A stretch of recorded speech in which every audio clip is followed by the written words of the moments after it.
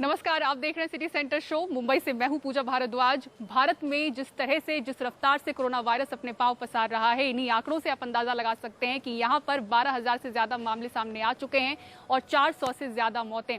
इस बीच साउथ दिल्ली के पौष इलाके में जिस गार्ड पर एक ही परिवार के 3 लोगों को संक्रमित करने का आरोप लगा, दरअसल वो थ्योरी ही अब बदलती हुई नजर आ रही है, दम तोड़ती हुई नजर आ रही है, क्योंकि गार्ड को कोरोना वायरस है ही नहीं, उसका टेस्ट रिपोर्ट नेगेटिव आया है। देखिए रिपोर्ट।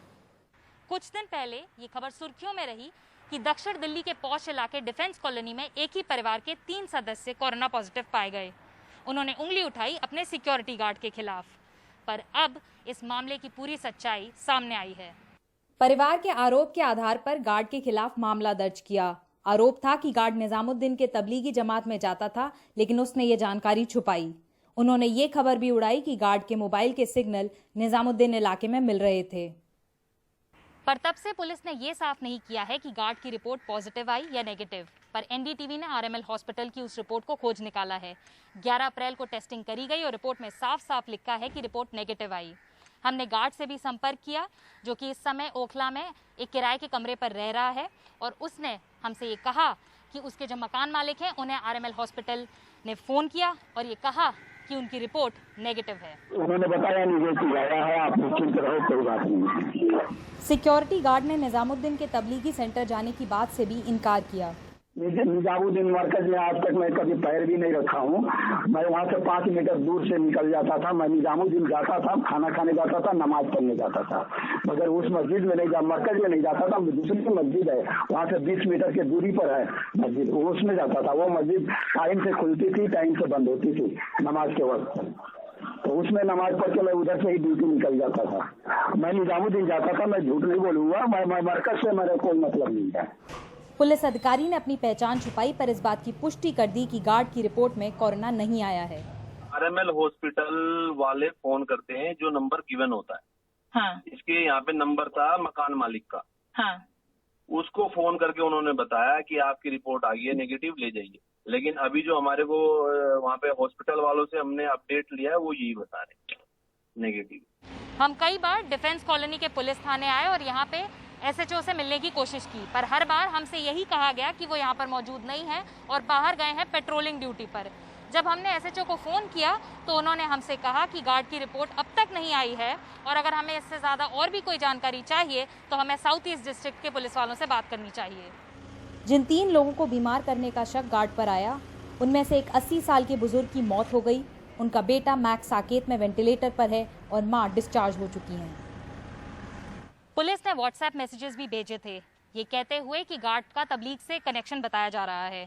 पर अब जब सारी चीज़ें सामने आ गई हैं तो ये और भी महत्वपूर्ण है कि पुलिस सार्वजनिक तौर पर इस बात का ऐलान करे कि गार्ड का तबलीग से कोई कनेक्शन नहीं है, और ये कि उसकी रिपोर्ट नेगेटिव आई है। नई दिल्ली से सुकीर्ति द्विवेदी, एनडीटीवी इंडिया के लिए। और दिल्ली देश का ऐसा पहला राज्य बन गया है जहां कोरोना का इलाज प्लाज्मा थेरेपी के जरिए किया जा रहा है। दिल्ली सरकार इसका ट्रायल करने जा रही है, और अगर ये कामयाब होता है तो कोरोना के इलाज का पहला रास्ता खुलता दिखाई देगा। क्या है आखिर ये तकनीक, शरद शर्मा अपनी रिपोर्ट में दिखा रहे हैं। परसों हमने केंद्र सरकार से इसका ट्रायल करने के लिए परमिशन मांगी थी, और परसों रात को हमें इसकी परमिशन केंद्र सरकार से मिल गई है। और अब अगले 3-4 दिन के अंदर हमारे डॉक्टर्स इसका ट्रायल करेंगे और ट्रायल करके देखेंगे कि ये कितना सफल होता है। दिल्ली देश का ऐसा पहला राज्य बनने जा रहा है जो कोरोना के इलाज के लिए प्लाज्मा थेरेपी का इस्तेमाल करके देखेगा। दक्षिणी दिल्ली के ILBS अस्पताल को इसका जिम्मा मिला है।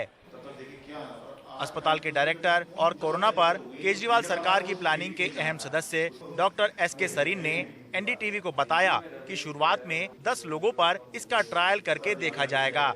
अगर प्लाज्मा मिल जाए तो अगले 3 दिनों में इस पर काम शुरू हो सकता है। तो ऐसे 10 मरीजों को हम लोग ट्राई करेंगे, 10 कंट्रोल होंगे, फिर ये देखेंगे कि हाँ, अगर ये मरीज ठीक हो रहे हैं तो फिर इसको बढ़ाएंगे। की उम्मीद है कि 2-3 दिन में अगर हमें प्लाज्मा मिल गए, हमारे एंटीबॉडीज, हमारा सारा काम ठीक चला, तो हो सकता है कि शुरुआत हो जाए।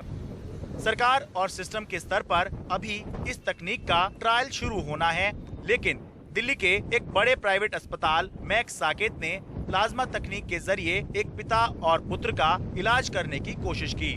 दिल्ली ही नहीं, पूरे देश में ऐसा पहली बार किया गया। वैसे क्योंकि कोरोना संक्रमित पिता की हालत काफी खराब थी, इसलिए प्लाज्मा तकनीक इस्तेमाल करने के बावजूद उनकी मौत हो गई, जबकि उनके बेटे पर अभी तक इसका सकारात्मक प्रभाव बताया जा रहा है। फादर तो अनफॉर्चुनेटली क्योंकि सीरियस कंडीशन थी, एज ज़्यादा थी, तो वो नहीं सर्वाइव करे।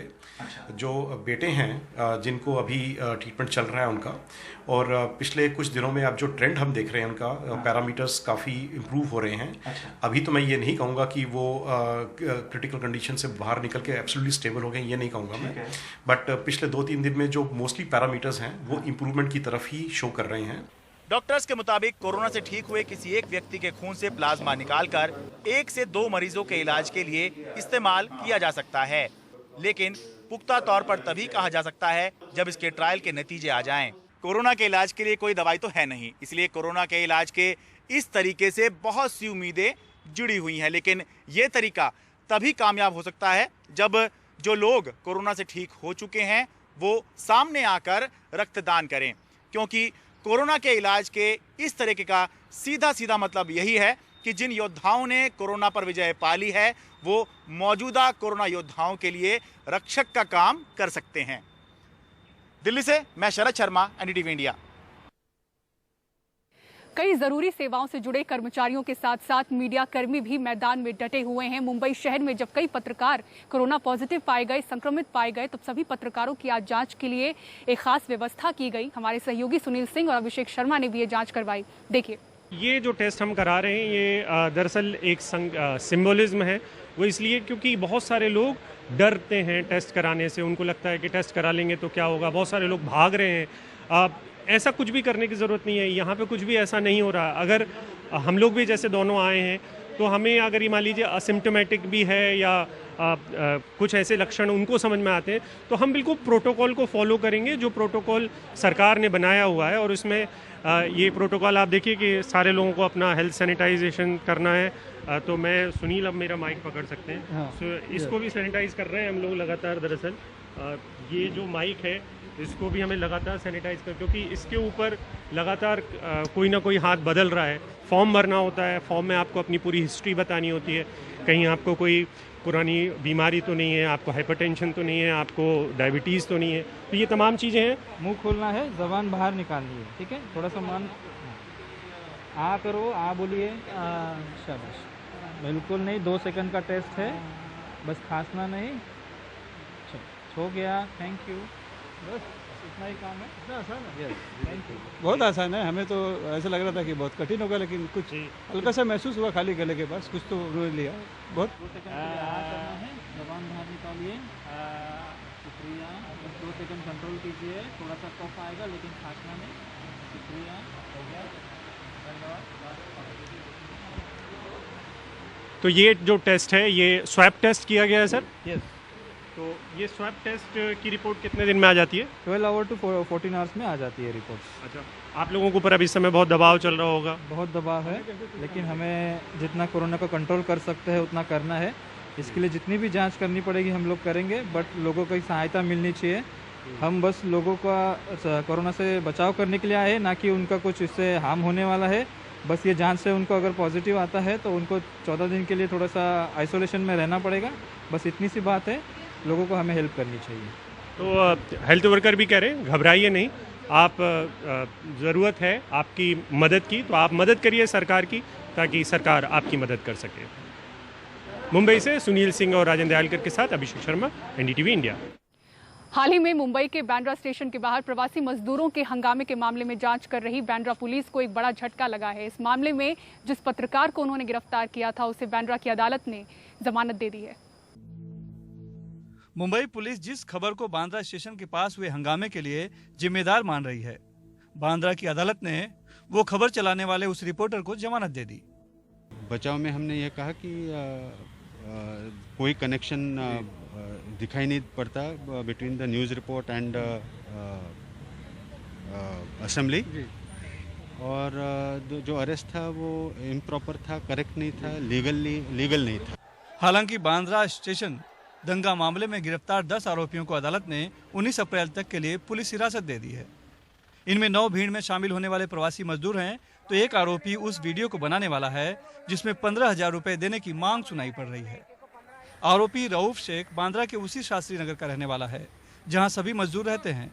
रऊफ पेशे से दर्जी है और उनकी कस्टडी 19 तारीख तक दिया है, 19 अप्रैल तक दिया है।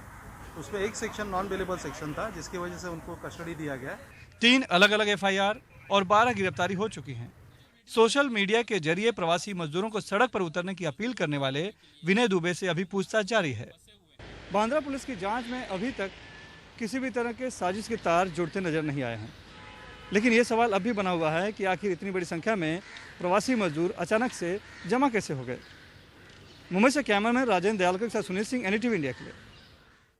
और इसी के साथ सिटी सेंटर शो में वक्त हो चला एक ब्रेक का, लेकिन आप कहीं मत जाइएगा। ब्रेक के बाद आपको दिखाएंगे जरूरतमंदों के लिए सड़कों पर दौड़ती बाइक।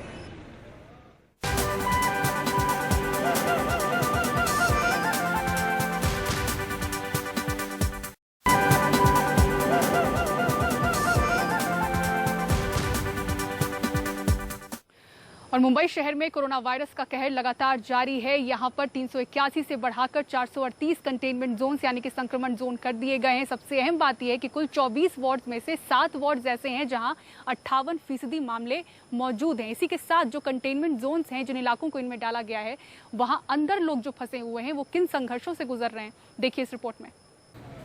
कोरोना के संकट ने बाकी स्वास्थ्य जरूरतों पर जैसे विराम लगा दिया है। मुंबई से सटे वसई इलाके की एक गर्भवती महिला कंटेनमेंट जोन में फंसी हैं।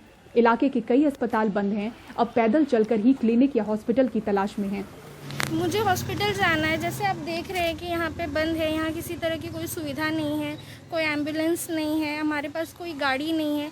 अगर ऑटो वगैरह स्टार्ट होती या फिर बसेस चल रही होती तो हमें दिक्कत नहीं होती, बट किसी तरह की कोई सुविधा नहीं है तो मैं हॉस्पिटल तक कैसे जाऊँगी।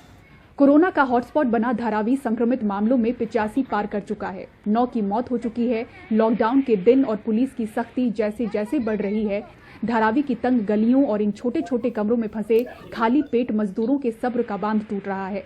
न काम है न पैसा हम लोग पास, खाने के लिए बाहर जाते हैं तो पुलिस वाले मारते हैं। हम लोग भूखे दिन भर रहते हैं, पड़े रहते हैं, पानी पी के रहते हैं। इधर हम लोग के इधर मार दो, हम लोग गाँव भेज दो। लॉकडाउन में ना खाने का मिलता, ना पीने का मिलता, ना प्रशासन ना पुलिस कोई नहीं आता पूछने के लिए। इधर हम लोग इधर काम धंधा बंद करके घर में रहते हैं। 10 से 15 लोग सब रहते हैं हम लोग घर में। इधर नहीं मिलता है, कोई पूछने भी नहीं आता है। कोरोना मामलों के ग्राफ में सबसे ऊपर चल रहे मुंबई के इस मैप को समझना भी अहम है। 15 अप्रैल तक के आंकड़ों के साथ BMC द्वारा जारी हुए इस मैप को समझें तो मुंबई के कुल 24 वार्ड्स में से सिर्फ 7 वार्ड्स में 1124 संक्रमित मरीज हैं, यानी कि शहर के करीब 58% मरीज इन 7 वार्ड्स में रहते हैं। वर्ली, प्रभादेवी जैसी घनी आबादी वाले इलाकों के G साउथ वार्ड में सबसे ज्यादा 390 केसेस हैं। भाईखला जैसे इलाके का E वार्ड 162 केसेस के साथ दूसरे नंबर पर है।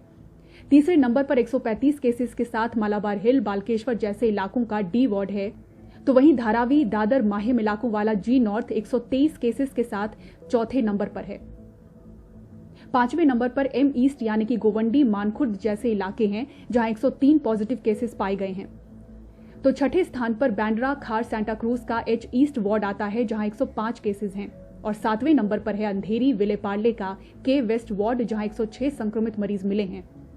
मुंबई में संक्रमण बढ़ने की एक बड़ी वजह यहाँ की घनी आबादी भी है। इसकी अनुमानित जनसंख्या करीब 2.5 करोड़ है, जो देश की सर्वाधिक आबादी वाला शहर है। बताया जाता है कि शहर का करीब 70% हिस्सा बस्ती, स्लम और जर्जर इमारतों से भरा है, जहां सोशल डिस्टेंसिंग सिर्फ कहने की बात है। ऐसे में रफ्तार से बढ़ते कोरोना के मामले बड़े संकट की ओर इशारा करते हैं। मुंबई से कैमरा पर्सन संजय मंडल के साथ पूजा भारद्वाज, NDTV इंडिया।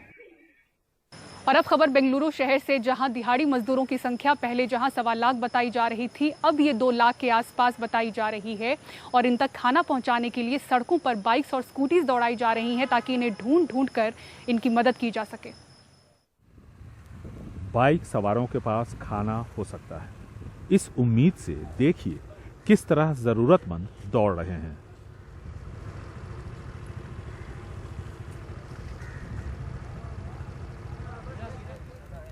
गली कूचों में दिहाड़ी मजदूर भी मिलते हैं और वो बेसहारा लोग भी जिनका आशियाना इन्हीं फुटपाथों पर सिमटा हुआ है। बार नहीं मिल रहा साहब, बार नहीं मिल रहा। सरकार से तरफ से क्या भी नहीं आता। ऐसी तकरीबन 50 बाइक्स अब दिहाड़ी मजदूरों और ज़रूरतमंदों को तलाश कर खाना पहुंचा रही हैं। लोग अपने बाइक पे जाएंगे और एक एक जहाँ कार नहीं पहुंच पा रही है, कुछ ऐसे विकलांग है या बुजुर्ग है जहाँ आगे नहीं आ पाते हैं, घर पे ही हैं, तो उनके घरों की तरफ जा कर के अपने हाथों से वो दे रहे हैं। तो माइग्रेंट लेबर्स हैं जो कंस्ट्रक्शन कंपनियों में काम कर रहे हैं और झुग्गी झोपड़ी वाले हैं और जो रोड साइड में जिनके पास खाने के लिए और राशन नहीं है और जिनके खाने के लिए जिनके पास दाने नहीं है, क्योंकि सैलरीज 17-18 को मिली थी पिछले महीने, उसके बाद लोगों को सैलरीज दी नहीं गई है। इस तरह से सड़कों पर लोगों को ढूंढ ढूंढ कर खाना पहुंचाना बहुत मुश्किलों से भरा हुआ है। ये वो लोग हैं जिनके बारे में कोई जानकारी सरकार के किसी भी रजिस्टर में नहीं है। इन लोगों को आज सबसे ज्यादा हमारे और आपके मदद की जरूरत है। बेंगलुरु शहर के बाहरी हिस्से में भी काफी दिहाड़ी मजदूर हैं। वहां भी अब राशन पहुंचने लगा है।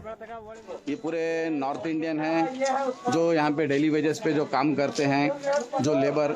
हम लोगों ने सरजापुर रोड में एक छोटी सी बस्ती में आए हुए हैं। जब भी कोई गाड़ी जरूरतमंदों के इलाके में पहुंचती है, उसकी आवाज नई उम्मीद जगाती है। बेंगलुरु से निहाल किदवई, एनडीटीवी इंडिया। और इसी के साथ सिटी सेंटर शो में मुझे दीजिए इजाजत, लेकिन खबरों के लिए बने रहें एनडीटीवी इंडिया के साथ। नमस्कार।